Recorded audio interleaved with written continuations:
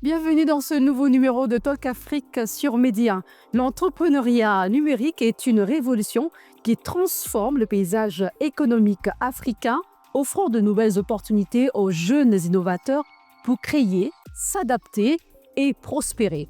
Avec la pénétration croissante des smartphones et de la connectivité Internet, l'économie numérique africaine est en pleine expansion. Grâce à l'innovation digitale, certains jeunes trouvent un emploi, tandis que d'autres créent leurs propres entreprises et atteignent leur marché cible via des applications mobiles, les plateformes de médias sociaux et un écosystème de soutien composé d'initiatives gouvernementales. Certains accélérateurs et incubateurs, quant à eux, accompagnent également à différents niveaux les startups numériques. Mais quelle opportunité d'emploi pour les jeunes africains dans cet univers numérique en pleine croissance? Restez avec nous si vous voulez en savoir plus. Et nous recevons sur ce plateau Abdoulaye Sarr, développeur web, entrepreneur et CEO de Kali et Online Class. Merci d'être avec nous. Merci. En face de vous, nous avons Melba Orly Nzang Meyo, entrepreneur tech, CEO de ZAIA et co-conceptrice d'Aubonne, première intelligence artificielle gabonaise. C'est un réel plaisir de vous avoir sur ce plateau. C'est un plaisir partagé. De plus en plus de jeunes africains se lancent dans l'entrepreneuriat numérique. En quoi consiste cette pratique, Abdoulaye? Donc, l'entrepreneuriat numérique, c'est le fait de concevoir une solution numérique pour répondre à des problèmes, principalement ici en Afrique.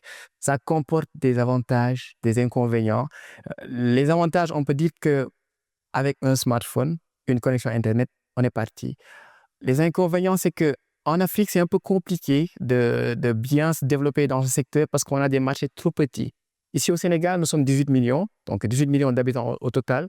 Ça ne signifie pas que c'est un marché de 18 millions de personnes susceptibles d'utiliser notre solution. Si on compare ça, par exemple, aux États-Unis ou en Chine, ce sont des marchés immenses avec plus de 400 millions, voire 1 milliard de personnes. Donc, ce sont là les défis que rencontrent les entrepreneurs numériques. Par contre, se lancer, c'est possible. Réussir dans ce domaine, c'est possible parce qu'il y en a qui l'ont fait et il y a des exemples, quoi. Pas trop. Il y a des exemples, pas assez, mais on voit que c'est vraiment en pleine expansion. Je reste toujours avec vous. Qu'est-ce que cela implique justement quand on parle de l'entrepreneuriat numérique? Donc, ça implique, comme je l'avais dit tantôt, d'avoir une solution numérique qui répond à un problème. Donc, il y a pas mal de dispositifs ici, comme des incubateurs, des accélérateurs, des fonds mis à disposition par le gouvernement pour accompagner ces entrepreneurs numériques-là, et même les universités qui y sont. Je peux citer l'exemple de l'université numérique Cheikh Hamidou Kane qui, personnellement, m'a accompagné et des centaines d'autres jeunes à travers des programmes. Donc, c'est facile de commencer l'entrepreneuriat numérique et à vrai dire, quand on s'y met, et quand on se donne les moyens, on peut y réussir. D'accord. Alors, qui est l'entrepreneur? On parle de l'entrepreneuriat numérique, mais qui est entrepreneur numérique? Est-ce que c'est une personne qui a créé son entreprise, qui utilise Instagram, Facebook et toutes les autres plateformes? Melba? Alors, c'est une très belle question parce que en Afrique, en général, quand on parle d'entrepreneur numérique ou entrepreneur tech, tout de suite, on dit, bon, j'ai mon entreprise qui est sur Instagram ou Facebook. La vérité, c'est que, comme M. Abdoulaye l'a dit, entrepreneur numérique, c'est celui qui conçoit un produit numérique. Donc, ça peut être une application, une IA, un site Internet et autres, qui répond à un besoin. Donc, maintenant, pour ceux qui ont des plateformes, donc des réseaux sociaux, donc Instagram et autres, eux, moi, je les appelle des personnes qui se numérisent. C'est juste en train de vous digitaliser, vous numériser. D'accord? Donc, voilà. Pour moi, un profil numérique, c'est quelqu'un qui conçoit. Quelqu'un qui conçoit, mais dans le domaine de l'entrepreneuriat numérique, quel type d'emploi et d'opportunités s'offrent aux jeunes africains? Vous savez, il y en a énormément. Le seul frein dans tout ça, c'est des fois de un, la connaissance, de deux aussi la compétence. qu'il faut pour aller avec. Mais sinon, on a déjà des points comme la livraison. En Afrique, ça commence vraiment avec l'or. Donc, on a la livraison. Tu peux avoir facilement une application de livraison. Déjà, même, on a aussi le VTC, comme Yango et pas mal. On a aussi d'autres applications ou bien d'autres sites Internet comme le e-commerce. Beaucoup se lancent là-dedans, mais en Afrique encore, on est limité. Et ça, c'est un véritable challenge. Je pense que c'est par manque de connaissances. Par exemple, quand on parle aujourd'hui encore de e-commerce en Afrique, c'est comme je l'ai dit au début, beaucoup vont dire, bon, j'ai ma plateforme Instagram, j'ai un compte TikTok, donc c'est bon, je fais du e-commerce. Mais on est e-commerçant quand on a un site e-commerce. Voilà. Et justement, parlant de l'emploi, là, il s'agit des postes de travail. Quelqu'un qui est un développeur web, je vais m'adresser à vous, Abdoulaye. Un développeur web peut aussi trouver de l'emploi, un travail, je vais dire un poste de travail. Carrément. Je peux dire même que nous sommes à l'ère des développeurs. Aujourd'hui, quand on parle de l'entrepreneuriat numérique, on parle de solutions numériques. Et qui développent ces solutions numériques, ce sont bien évidemment les développeurs. Donc, tout ce qui tourne autour du développement d'applications mobiles, développement web, de la cybersécurité, le développement back-end, tous ces secteurs-là, ce sont des... En fait, tous ces gens-là sont sollicités. Donc, les gens qui exercent ces métiers-là, Et comme on dit, manager aussi. effectivement, en fait, c'est eux qui drivent cet écosystème-là. Sans eux, il n'y a pas l'écosystème. Sans leurs compétences, il n'y a aucune solution qui est là. Donc, on l'a vu. En fait, le monde est révolutionné par les développeurs. Et en termes d'opportunités, ces jeunes Africains, quand ils sont bien formés, quand ils sont expérimentés, d'un côté, il y a certains qui peuvent créer leurs entreprises et d'autres peuvent trouver aussi de l'emploi, si je comprends bien. Carrément. Donc, il y a des entreprises qui sont là, qui recrutent pas mal de gens, mais il y a beaucoup plus de gens que d'emplois disponibles. Donc, s'il y a plus de gens qui créent leurs entreprises numériques ou bien leurs startups, ça fait que ça se balance un peu. Donc, il y a de plus en plus de développeurs qui vont avoir du travail, donc dû à l'essor de ces startups-là. Donc, je peux dire que c'est ça, quoi. En fait, il y a de l'emploi, il y a des vacants, des gens qui cherchent de l'emploi. Donc, l'entrepreneuriat numérique sera une bénédiction, je peux dire, en Afrique. Parce que pas mal de jeunes aujourd'hui s'attellent à cette technologie-là. Je me rappelle la dernière fois, je parlais à un jeune de 14 ans. Il me dit que je développe des sites web actuellement, en classe de seconde. C'est vraiment très, très important. Avec vous, Melba Orly, pour les développeurs web, community manager, data analytics, quels sont les éléments essentiels à mettre en avant pour décrocher des opportunités de qualité? Alors aujourd'hui, surtout quand on est en Afrique, pour décrocher ce type d'opportunité, il faut contextualiser justement le besoin. Parce que malheureusement, on s'est rendu compte, pour moi, qu'un profil de product manager, par exemple, comme M. Abdoulaye le disait tout à l'heure, c'est les développeurs qui ont régné. Ils ont beaucoup régné. Ils ont tellement régné qu'aujourd'hui, nous, les designers, par exemple, on a énormément de travail. On dit merci. Mais la vérité, c'est qu'on aurait pu éviter cela. Dans le sens où, hier, on avait des applications, mais des applications qui n'étaient pas contextualisées. Parce qu'on allait juste uniquement sur les fonctionnalités. Or que le marché a un besoin spécifique. Vous prenez par exemple un marché comme le Gabon ou bien comme n'importe quel pays africain où la connexion n'est pas forcément fluide. Là, vous allez remarquer que les applications sont à un certain standing, donc les habitants n'arrivent pas à les utiliser convenablement. Donc là, ce sont les designers qui interviennent et qui disent aux développeurs, attention, revoyez par exemple votre technologie que vous allez utiliser pour adapter et autres. Donc c'est le conseil que je donne vraiment à la majorité, parce qu'après on se retrouve, même pas on se retrouve dans un marché africain qui est rempli de copies d'applications européennes. Donc avec les mêmes couleurs, les mêmes typographies et autres. Donc ça, c'est un défi. C'est-à-dire qu'aujourd'hui, quand quelqu'un est en Master 2, qu'il soit développeur, designer et autres, il doit penser à contextualiser. Et je pense que même les formations aujourd'hui en Afrique doivent être contextualisées par rapport aux besoins réels du territoire africain. Très bien. Abdoulaye Sarr, vous êtes développeur web, CEO de Kali et Online Class, finaliste du Grand Prix du Président de la République pour l'innovation numérique en 2020, également finaliste du Prix international de la Fondation des lois de France. Ce n'est pas terminé. Lauréat d'Orange Fab Sénégal en 2023. Comment avez-vous réussi tout ce parcours? En fait, je veux dire, en Afrique, quand on règle un problème, bon, on avance, quoi. L'Afrique, c'est une terre d'opportunités. Comme le disait M. Omar Cissé de InTouch, c'est une terre de problèmes, Donc, c'est une terre d'opportunités. Et ce qui m'a toujours animé, c'est le fait de vouloir régler des problèmes qui sont là, qui persistent. Et malgré des solutions, comme l'avait dit tout à l'heure Melba, en fait, les solutions ne sont pas sur mesure, ne sont pas contextualisées. Ce qui fait que il y a des solutions qui sont apportées à des problèmes qui sont là, mais ces solutions ne répondent pas réellement à ces problèmes-là. Donc, c'est ce qui nous a animés pour résoudre des problèmes dans l'éducation, dans la Citez-moi juste un exemple. Qu'est-ce que vous avez résolu? l'éducation déjà. Oui. Donc, c'est Cali. À la base, chaque ouverture de classe, les écoles sont bondées d'élèves. Il y a de longues files d'attente pour les paiements d'inscription. Donc, on s'est dit, on va résoudre ce problème-là. On s'y est mis. On a été finaliste avec ce projet-là. On a essayé de résoudre ce problème-là, mais on a vu que le problème était beaucoup plus vaste. Ça ne se limitait pas au fil d'attente lors des paiements, mais l'éducation même avait des problèmes. Les programmes correspondent plus ou moins plus. Les professeurs sont plus ou moins bien formés. Les élèves sont plus ou moins encore concentrés et les parents sont de moins en moins. On va interconnecter tous les acteurs de l'écosystème éducatif. Et ce qu'on a fait, c'est faire de sorte que les informations soient unifiées, de sorte à ce qu'on puisse avoir les données. Et avec les données et beaucoup de compute, on pourra apporter des solutions spécifiques à chacune de ces parties-là. C'est-à-dire, par exemple, on pourra accompagner spécifiquement les élèves à travers des contenus spécifiques pour chacun d'eux. Par exemple, un exemple typique, si un élève n'est pas bien en maths, l'algorithme nous suggère des contenus en mathématiques que nous allons tourner dans nos studios en utilisant les langues locales et en utilisant des animations 3D. En fait, on va concevoir le Netflix de l'éducation avec notre plateforme. Très bien.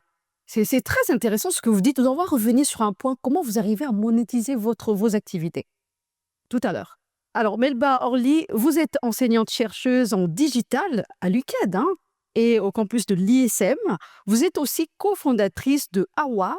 C'est la première intelligence artificielle capable de parler Wolof, qui est une langue sénégalaise. Quelle a été votre contribution à ce projet? Alors, à ce projet, j'ai eu un rôle de product manager, mais j'étais plus en termes de UX. Donc, mon objectif était de valider justement les données collectées afin que l'IA, donc Awa, soit très bien nourrie. Donc, quand je dis nourrie, c'est qu'elle ait les données qui s'y est. Parce que vous savez, en Afrique, on a un challenge, c'est le challenge des données. En Afrique, on dit très souvent, et on est fiers, on dit non, quand un vieillard meurt, c'est une bibliothèque qui part. Ah oui, notre culture, elle est orale, etc. Donc après, nous, quand on vient pour dire, OK, on veut numériser tout ça parce qu'on sait que nous, maintenant, à partir de notre génération et des générations futures, ils seront en contact de l'IA ou bien des applications mobiles. Là, c'est un challenge. Parce que là, on n'a pas de souche clé où on peut aller tout simplement dans une bibliothèque et on dit, ah, c'est là. Et c'est la véritable souche. Donc, on doit aller auprès de différents experts. Et là, on collecte les données, mais après, on doit justement faire une comparaison de ces différentes données-là et valider ce qui s'y est parce qu'il arrive une chose, et ça, c'est horrible lorsque vous avez investi du temps et de l'argent, c'est quand vous lancez une application dans le marché et que le marché refuse votre application. Parce qu'on vous dit, ce n'est pas le bon Wolof. Mais oui. Donc voilà, c'était à peu près ça mon rôle, veiller justement à ce que les données soient de qualité. Et vous revenez fraîchement du Gabon. Vous disiez que vous avez, en tout cas, c'était avant de commencer cette émission, vous disiez que vous avez lancé une plateforme d'Aubonne, si je prononce très bien. C'est bien ça. Quoi s'agit-il? Alors, Aubonne, tout comme Awa, mais là, on est au niveau du Gabon. Aubonne, c'est la toute première intelligence artificielle gabonaise. Elle aussi, elle parle les langues locales. Donc, il faut savoir que pour le Gabon, j'ai décidé de relever le défi parce qu'au Gabon, on a près de 52 langues. Par contre, pour juste 2 millions de personnes. Oui. Donc, c'est vraiment un véritable challenge. Je me suis dit, on y va. Parce que après, il y a une discussion, il y a des échanges que j'ai vus au terme d'actualité. C'est que beaucoup d'experts faisaient des sorties pour dire, attention, on est en train de voir nos langues disparaître. On en a 52. Comment on fait pour que certaines ethnies continuent de vivre après 50 ans et 200 ans? Comment on fait pour que les générations futures continuent? Et là, je parle juste d'adaptation. C'est Awa qui vous a inspiré, certains. Et effectivement, bon, après, il faut savoir que Awa et Aubonne sont des sœurs dans le cadre où, oui, ce sont des sœurs clairement, parce que justement, avec Alioune Badara, le CEO de Ondakia, donc Awa, quand on a lancé Ondakia, c'était déjà au niveau des discussions. Très bien. Voilà. Alors, nous saluons également cette initiative et nous encourageons également tous ces entrepreneurs numériques, nous parlons des autorités sénégalaises qui ont mis en place plusieurs initiatives majeures pour promouvoir l'entrepreneuriat numérique, notamment le New Deal technologique 2025-2034. Ce programme vise à faire du Sénégal un hub numérique en modernisant les infrastructures et en dématérialisant 90% des services publics. Ceci pour améliorer leur accessibilité et leur efficacité. Abdoulaye Sarr, quelle est votre analyse de cette volonté politique en faveur du numérique? C'est un grand soupir déjà, parce que des années durant, nous, derrière les jeunes, on a des solutions pour régler pas mal de problèmes que eux, ils veulent résoudre. Donc, on propose ça, on dépose des courriers dans les différents ministères. Donc, on essaie de contacter les gens qu'on connaît au niveau du gouvernement, mais sans réel retour. Et donc là, quand on se lève un jour et eux, ils prennent l'initiative de tout régler par eux-mêmes, c'est une bénédiction. D'autant plus que ce New Deal technologique va fluidifier les choses parce qu'ils vont économiser pas mal d'argent sur, par exemple, l'impression et pas mal de choses. Mais également, ils vont fluidifier les choses. Donc, on n'aura plus besoin d'attendre des semaines ou bien des mois pour avoir accès à des papiers. Moi, j'en connais qui passent des mois avant d'avoir accès à certains papiers administratifs. Donc, c'était un peu compliqué. Et de notre côté aussi, ça va permettre de montrer des talents ou bien de créer des champions locaux. Parce qu'aujourd'hui, il y a des secteurs que eux ils ne prennent pas en compte, mais que eux ils vont soutenir. Donc, il y a des startups qui règlent de réels problèmes dans l'éducation, dans la santé, dans la mobilité, donc dans pas mal de secteurs. Et avec ces fonds débloqués-là, ils pourront créer des champions et l'Afrique en a besoin parce que quand on parle des GAFAM, des NATX en Chine, des équivalents comme Airbnb, Netflix, on n'a pas d'entreprise comme ça en Afrique. Et je crois que c'est le moment que l'Afrique quand même ait ses propres champions parce que nous sommes un continent qui a beaucoup de talent, qui est très vaste et qui peut avoir vraiment tout ce que les autres ont actuellement. Et un entrepreneur numérique, c'est celui-là aussi qui subvient à ses besoins. Il faudrait bien gagner de l'argent. Et nous allons prendre le cas du Bénin. Au Bénin, le numérique est un secteur clé de l'action gouvernementale, notamment à travers un projet phare du plan d'action gouvernemental 2021-2026. Selon vous, Melba, quelle approche les autorités africaines devraient-elles adopter pour soutenir les jeunes entrepreneurs évoluant dans le e-business? Déjà, la première étape serait vraiment de créer un espace de communication entre les startups et les gouvernements. Pourquoi? Parce que comme l'a dit M. Abdoulaye, et c'est vrai, malheureusement ou heureusement, les startups sont vraiment sur le terrain. Nous allons sur le terrain, nous allons côtoyer justement ces populations-là et autres, et on crée des solutions adaptées. Mais par la suite, qu'est-ce qui se passe? On a besoin de soutien, on a besoin de fonds, on a besoin aussi que l'administration puisse être répondante et présente à ce que l'on fait et tout le reste. Donc, évidemment, créer déjà cet espace-là où on n'est plus à déposer autant de courriers et à courir autant, c'est déjà bien. Ça, c'est un. Deuxièmement, faire confiance à la jeunesse. Faire confiance à la jeunesse. Parce qu'en tant que jeune, quand tu viens avec une solution, des fois, tu as ce ressenti où on te dit, bon, c'est un jeune, il a créé quelque chose, c'est pour s'amuser. Bon, après, c'est aussi de notre faute. Parce que si on regarde comment nous, en Afrique, on utilise certaines applications, surtout telles que TikTok, etc., on peut comprendre que quand on arrive, on a un challenge. Ou encore quand on regarde certaines startups qui ont eu à être valorisées, qui ont eu des fonds et après, on ne voit plus rien, après quelques mois. Bon, on comprend que nous, quand on vient avec de véritables solutions, il y a un challenge. Mais l'idée est de renouveler cette confiance-là auprès des startups. Et je pense que nous, en tant que startup, on y répond maintenant bien. Parce que quand on vient, on ne dit plus juste, ce n'est plus des choses imaginaires ou bien contextualisées. Ce sont des produits palpables que l'on peut tester. Abdoulaye Sarr, vous êtes atteint d'une maladie génétique, la rétinite pigmentaire, qui entraîne une perte progressive de la vue et peut mener à la cécité. Pourtant, cela ne vous a pas empêché de poursuivre vos ambitions. Je voudrais savoir quelle est la clé de votre résilience? C'est l'acceptation. En fait, je me dis, chaque personne sur cette terre a un handicap, que ce soit visible ou pas visible. Certains ont des handicaps émotionnels, certains donc sont timides, certains sont introvertis, ça les empêche d'aller vers les gens. En fait, on ne peut pas tout avoir sur cette terre. On ne peut pas être parfait, on ne peut pas vraiment quand même marcher comme ça, tout complet, sans aucun problème, c'est impossible. Donc, quand on a une déficience visuelle, donc c'est un petit handicap, c'est comme ça que je le conçois, comme une personne peut vraiment quoi, être timide ou introverti. Moi, c'est Extraverti. intro. Oui, oui, intro ou Int- encore extraverti, ça dépendra. Voilà, effectivement. Donc, ça, c'est pas vraiment un obstacle dans la mesure où j'ai des gens qui me comprennent, j'ai une famille qui me comprend très bien, j'ai mes amis qui me comprennent et aussi, des fois, je suis trop surpris parce que les gens sont trop gentils. Dans la rue, quand tu expliques que voilà, moi j'ai des problèmes de vision, les gens te comprennent, ils te soutiennent. Et donc, j'ai aucun blocage nulle part. Au contraire, ça m'ouvre beaucoup d'opportunités. Et donc, alhamdulillah. Merci beaucoup, hein. J'ai voulu le souligner pour que les gens, ceux qui sont dans la même situation puissent comprendre qu'on peut toujours créer son entreprise, on peut toujours encourager les autres. Mais je voudrais savoir comment on arrive à monétiser les activités. Entrepreneur numérique, il faut se faire de l'argent. Je suis avec vous, Melba Orly. En fait, qu'est-ce qu'il faut mettre en place si on a une activité et qu'on utilise des outils technologiques? Qu'est-ce qu'il faut mettre en place en premier ou encore donnez-nous les conseils qu'il faut pour se faire de l'argent? Alors, dans un premier temps, ça dépend encore du marché que vous attaquez. Par exemple, je vais dire quoi? En général, selon mes expériences, lorsqu'on lance un produit, par exemple en IA, il faut voir un peu quel est le besoin et quelle est la première cible qui sera rentable. En général, en Afrique, ce sont les entreprises privées qui sont rentables. Donc, c'est elles qui viennent et qui veulent à tout prix la solution pour pouvoir adapter et autres, parce qu'il y a un très gros souci, par exemple, en termes de segmentation de la clientèle. Donc, en général, surtout les téléphonies, ils ont tout le monde, mais ils savent pas qui est qui parle quelle langue, etc. et autres. Ils se sont jamais intéressés à ça. Et en général, on reçoit tous des messages en Wolof ou bien en français, par exemple, pour le cas du Sénégal. Donc, voilà, ça dépend du besoin. Mais après, il y a différents types. Vous pouvez aller sur base, par exemple, d'une application mobile ou bien des API. Et vous pouvez, à partir de ça, aussi créer, par exemple, des abonnements.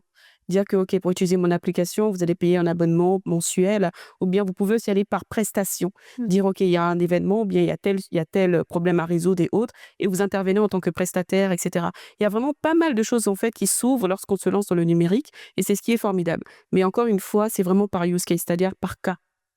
Oui. Pour répondre à un besoin contextualisé. Et voilà. Et aussi, vous avez la possibilité de travailler avec les gouvernements. Je crois que c'est le cas de Abdoulaye Sarr. Vous avez votre projet, vous l'avez déjà lancé et aujourd'hui, vous voulez encore continuer dans ce sens-là, travailler avec les établissements pour rehausser, vous disiez, je pense avant cette émission, rehausser le niveau de l'éducation. Alors, je voudrais savoir, c'est quoi exactement rehausser le niveau? De l'éducation. Oui. Super. Donc, en fait, nous, ce que nous faisons, c'est que nous facilitons d'abord le travail de l'école, et c'est ce que tous nos concurrents font. Mais nous, on va plus loin. On met en place des mécanismes pour que l'élève puisse augmenter ses compétences, puisse beaucoup plus avoir envie d'étudier et également progresser dans ses résultats. Donc, quand je parle de rehausser le niveau de l'éducation, je parle plus des mécanismes que nous avons mis en place parce que nous voulons non seulement gamifier les performances des élèves. Je ne sais pas si ça vous dit quelque chose, mais gamifier, c'est utiliser les mécanismes qui sont dans les jeux vidéo et les transposer au niveau de notre application mobile pour qu'un élève qui a eu 3 au premier devoir et qui a eu 10 au second devoir, donc il a progressé, il mérite un certain nombre de points. Et on va les classer selon un ordre national. Donc, on va encourager les performances. Ça, c'est le 1. Ensuite, comme je le disais tantôt, on va mettre en place le Netflix de l'éducation. Et quand je parle de Netflix, je fais allusion aux contenus qui sont produits, très polis, qui sont traduits en plusieurs langues, etc. Et donc, si le gouvernement aujourd'hui collabore avec nous, ce sera une aubaine pour l'éducation. Parce que eux, chaque année, ils font des choses, ils font pas mal de choses pour rehausser le niveau de l'éducation. Ils investissent des milliards dans des séminaires. Et je me dis que la technologie aujourd'hui est une chance pour l'Afrique. Parce qu'avec moins d'argent, on peut faire Dans nettement votre mieux. cas, vous n'avez pas encore le contrat avec le gouvernement, pas encore? Non, en fait, on a un contrat avec le privé. C'est-à-dire, les écoles privées se sont réunies donc, dans des associations. Il y a une très grande association qui s'appelle le CAPEP, Conseil des acteurs et partenaires de l'enseignement privé. Ils comptent plus de 4022 écoles privées. Et donc, c'est avec eux qu'on a lancé notre start-up le 14 août dernier au cinéma Pathé de Dakar. Et donc, c'est avec eux que nous comptons collaborer pour le moment jusqu'à ce que jusqu'à ce qu'on puisse avoir cet entretien-là avec le gouvernement, parce que lors de notre cérémonie, on a invité le Premier ministre. Bon, il n'était pas disponible quand même. Il nous a fait un courrier pour nous féliciter et nous Et encourager. nous aussi, nous vous félicitons pour tout ce que vous êtes en train de faire. Pareil pour Melba Orly. Merci beaucoup pour toutes ces réponses. Nous sommes arrivés à la fin de cette émission. Je réitère qu'au Gabon, vous avez pris quelques initiatives. Et nous retenons également pour un entrepreneur numérique, c'est celui-là qui crée une entreprise ou qui travaille avec d'autres entreprises, mais justement qui apporte des solutions, clairement. C'est bien cela? Oui. Merci beaucoup, l'instant Melba Orly, Nzang Meyo, entrepreneur tech, CEO de ZA IA et co-conceptrice d'Obon. Oui, première intelligence artificielle gabonaise. Merci beaucoup. Merci infiniment. Et également, merci à Ablaï Sarr, développeur web, entrepreneur et CEO de Kali et Online Class. Merci beaucoup. Merci. Vous l'avez compris, c'est la fin de cette émission. Merci de l'avoir suivi. On se retrouve très bientôt sur la Panafricaine Média 1. Portez-vous bien et à très bientôt.